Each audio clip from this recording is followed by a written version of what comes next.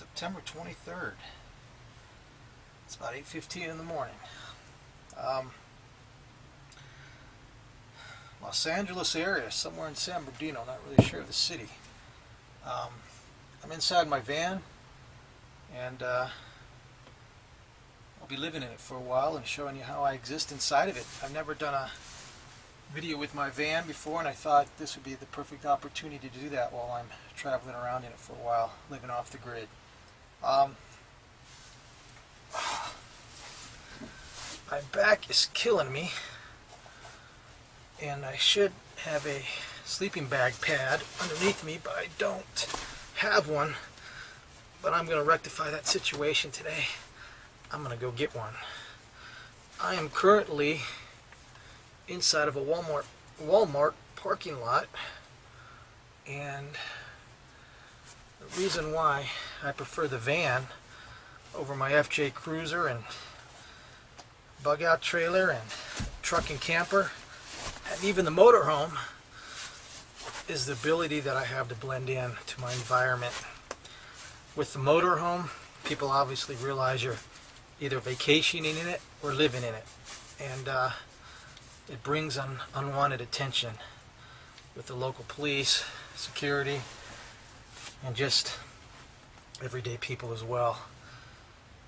And my truck and camper is also another option, but again, it's too high profile. It's brings unwanted and unnecessary attention, and the van is a perfect vehicle for me, and in my personal opinion, that offers stealth, ability to blend into your environment, and being able to hide in plain sight. I'm going to give you the tour of the inside and how I have it set up, and how I live while I'm on the road inside the van.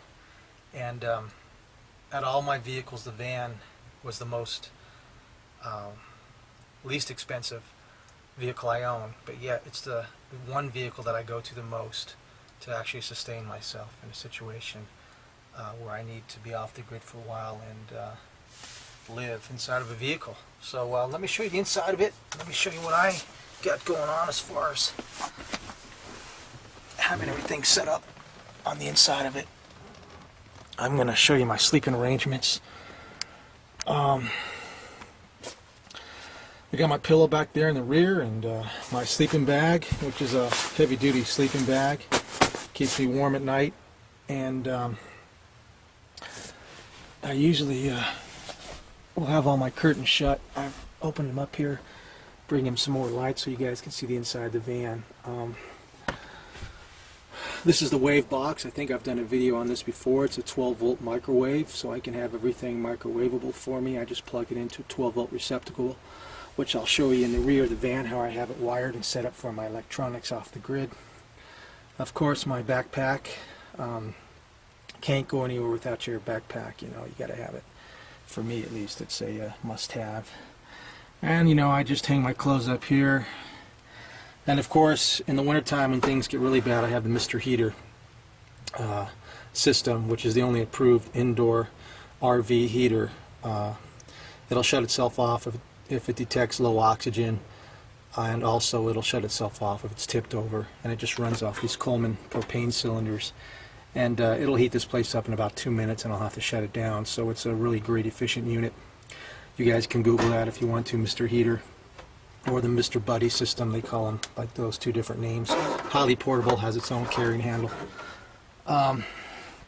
This van was customized to meet my needs and situations of living off the grid. The paneling's been put up. It's a 1-ton van that is in excellent condition. It's almost near mint condition. It's in really beautiful condition, and I'll show you the outside of it while I'll walk around it a little bit. Yamaha generator, I did a video on that. My older subscribers who've been following me know that I take my videos down after some time, and but I did quite a few videos on the Yamaha generator. It gives me the ability to have electricity, highly portable too, doesn't take up a lot of space.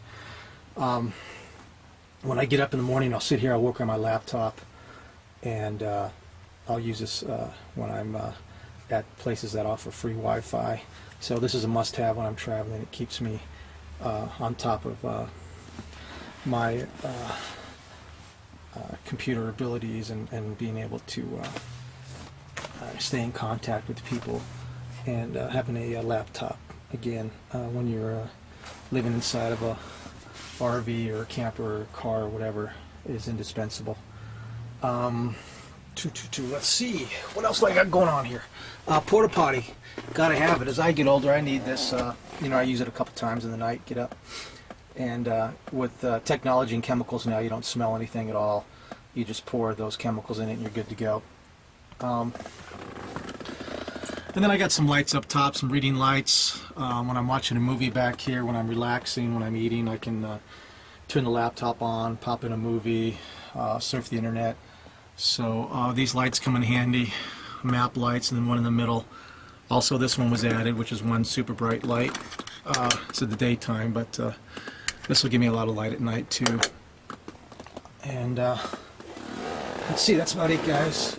This is the van on the inside, and I'll walk around and show you the outside, show you the electronics. But I think I covered everything else inside the van. Underneath it is storage, and there's a lot of storage where I keep my water, extra clothes, metal detector in there, so when I'm surviving off the grid I can go to my parks, beaches, and make $20, $30, $50 a day just finding coins and things, and that's how I eat and survive. Put gas in the van, is go and coin shooting with my metal detector. And I did some prior videos with that too. Some of my other subscribers and older subscribers know that I take my videos down, but I might put some older videos back up. And I'm getting a lot of emails about putting some of my prior videos back up, and I might do that. But let's take a look on the outside of the van, and we'll walk around it and show you what's going on with it on the outside. Let me make sure that coast is clear. I'll pan around the parking lot out here. Yeah, it looks pretty good. I always look for security personnel, police personnel, because they'll try to hassle you if they realize you're living in it. Not so much in Walmart, because they want the business and they allow RVs to park in their parking lot at night. So looks pretty good. I'm going to walk outside, show you the outside of the van, show you how I have the electronics set up. And let's go take a look on the outside of the van. Oh, what a beautiful day today. I can't believe it's almost October.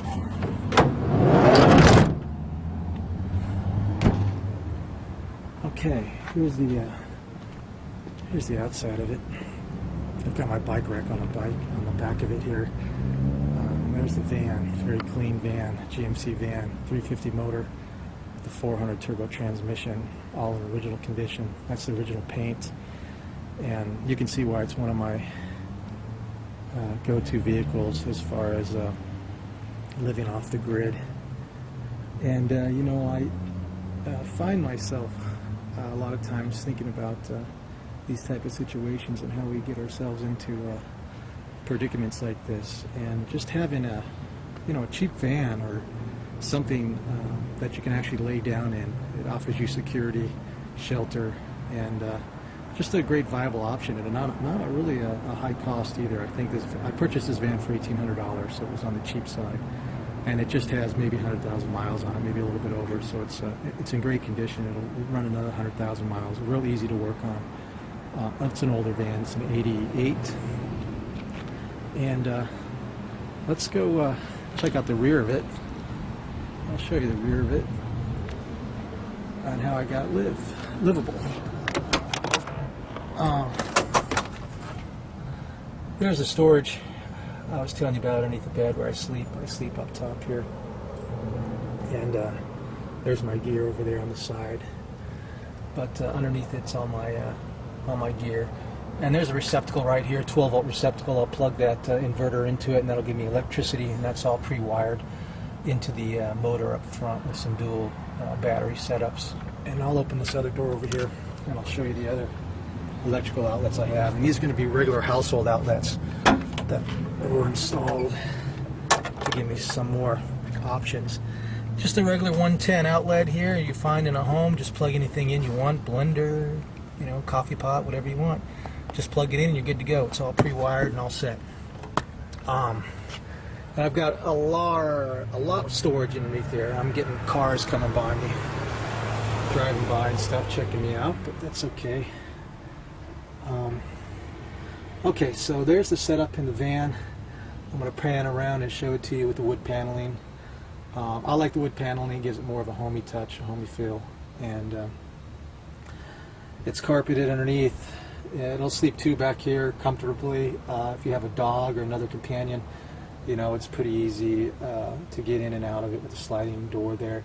It's very private. The only two front windows are the ones on the side there, and then of course you got the front of the cab, but I have a curtain that'll go across here at night, and I can just put that up in a second, so it'll give me complete privacy without even having to worry about the front of the cab. And it looks like there's nobody in it at all once I have the curtain up.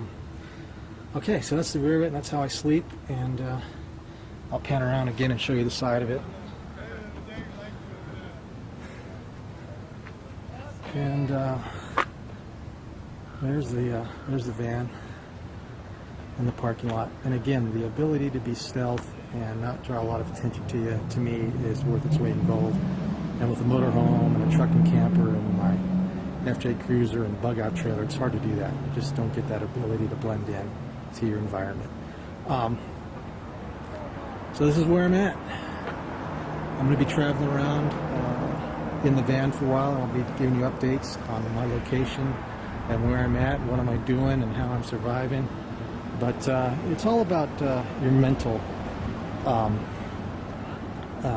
ability as far as having a positive outlook and everything else. It's you know, some people would consider this being you know, homeless and not having anything, and other people would consider this having everything. You know, a homeless person would love to have this. They consider this an estate on wheels. So it all depends on your point of view and how you look at things, and just having a positive mental outlook on life. And no matter what your situation is, there's someone always worse off than you. So you know, just bear that in mind and keep it in mind. I know we're living in tough times, but if you can hedge yourself against it and have the ability to have some of these vehicles and prepare, you're not going to have to worry about being displaced from your home, because you've always got a backup plan.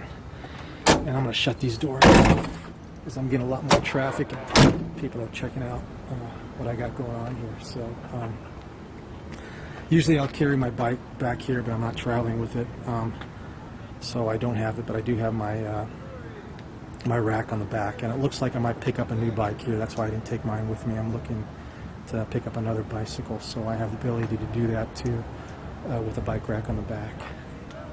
But that's it, and everyone have a great day and take care. I'll be back up with some more videos. Hope everyone's doing fine. I'm out of here. Bye.